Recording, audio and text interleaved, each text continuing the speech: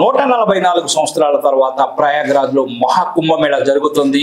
అక్కడ మనకి సాధువులు ప్రత్యేక ఆకర్షణగా నిలుస్తున్నారు. సో ఈ సాధువుల గురించి మనం ఇప్పుడు తెలుసుకునే ప్రయత్నం చేద్దాం. మనతో స్టూడియోలో జర్నలిస్ట్ శంకర్ గారు ఉన్నారు. వారిని అడిగి వారి గురించి తెలుసుకునే ప్రయత్నం అయితే చేద్దాం. నమస్కారం అండి శంకర్ గారు. మహాకుంభమేళా చూసే ఉంటారు. సాధువులు విభిన్న రకాలుగా అలరిస్తున్నారు ప్రత్యేక వేషాల్లో. సో దీనిపై మీరేమంటారు?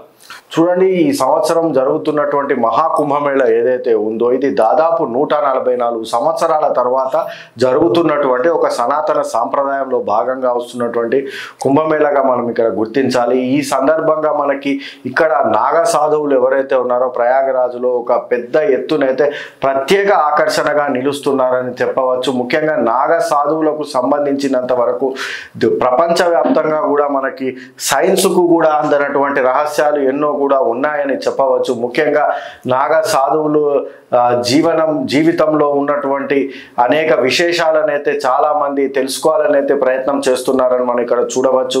ముఖ్యంగా నాగ సాధువులు ఎవరైతే ఉన్నారో వారు తమ జీవితంలో చాలా గొప్ప స్థాయికి చేరుకున్న ఒక అత్యున్నత స్థాయికి చేరుకున్న తర్వాతనే అరిషడ్ వర్గాలను కూడా జయించిన తర్వాతనే వారు ఒక నాగ సాధువుగా అయితే మారే అవకాశం ఉంటుంది. వారికి ఇప్పుడు ప్రస్తుతం వాడుతున్నటువంటి నానో టెక్నాలజీ ఏదైతే ఉందో నానో టెక్నాలజీ కూడా వారికి పూర్తిగా తెలుసు అనేది అయితే ఇప్పటి వరకు కొంతమంది అయితే శాస్త్రవేత్తలు కూడా తేల్చలేనటువంటి విషయాలు అయితే ఇప్పుడిప్పుడే బయటపడదు. ఎందుకంటే మనకి హిమాలయ ప్రాంతంలో మనం చూడవచ్చు, అక్కడ నాగ సాధువులు మనకి ఎక్కువగా కనిపించరు, చాలా తక్కువ సంఖ్యలో కనిపిస్తారు. కానీ ఇలాంటి కుంభమేళాలు వచ్చినప్పుడు మాత్రం వేల సంఖ్యలో లక్షల సంఖ్యలో అయితే వారు తరలి వస్తున్న వీళ్ళందరూ చీమల పుట్టల నుంచి ఏదైతే చీమలు తరలి వస్తాయో ఎలాగైతే గోవుల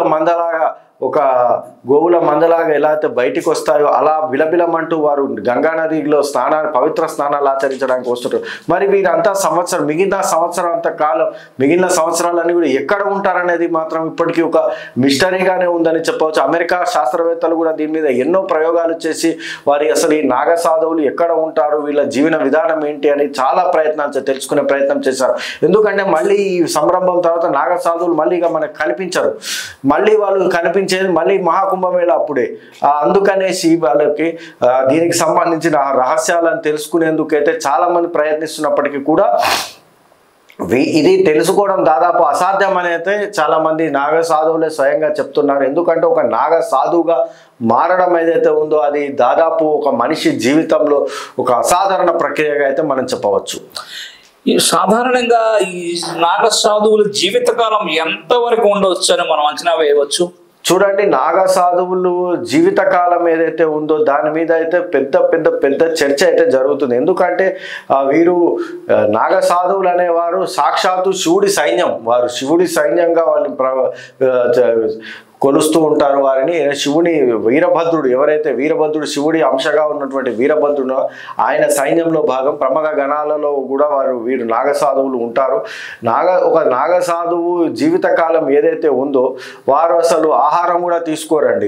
మనం ఇక్కడ తెలుసుకోవాల్సిన విషయం ఏంటంటే వాళ్ళు ఆహారం కూడా తీసుకోరు. ఆహారం తీసుకోకుండా కేవలం తపోనిష్టతోని వారు కొన్ని ప్రత్యేక ప్రక్రియలతోని మంచు కొండల్లో హిమాలయాల్లో వారు జీవిస్తూ ఉంటారు. వారు దాదాపు వారు వస్త్రధారణ కూడా చేసుకోరు.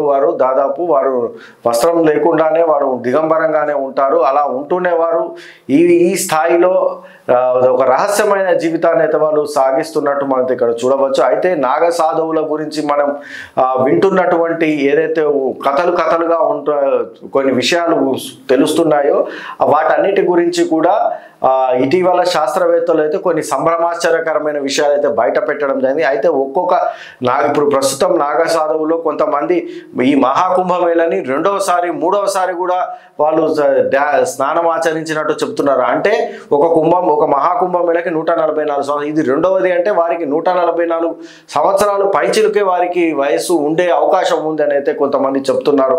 దీన్ని బట్టి వారు ఒక ప్రకృతిని జయించిన పురుషులుగా మనం భావించవచ్చు ఈ నాగ సాధువులని. వారికి నానో టెక్నాలజీ అంటే ఇక్కడ వారు ప్రత్యక్షమై మరొక దగ్గర ప్రత్యక్ష ప్రత్యక్షమై ఇక్కడ అంత ఎక్కడైతే ఉన్నారో అక్కడి నుంచి మాయమై మరొక దగ్గర ప్రత్యక్షమయ్యే విద్య కూడా వారికి తెలుసు అనేసి చాలా మంది చెప్తూ ఉంటారు. మరి నాగసాధువులకు సంబంధించినంత వరకు ప్రస్తుతం ఉన్నటువంటి నానో టెక్నాలజీ వారికి పూర్తిగా అవగాహన ఉంది.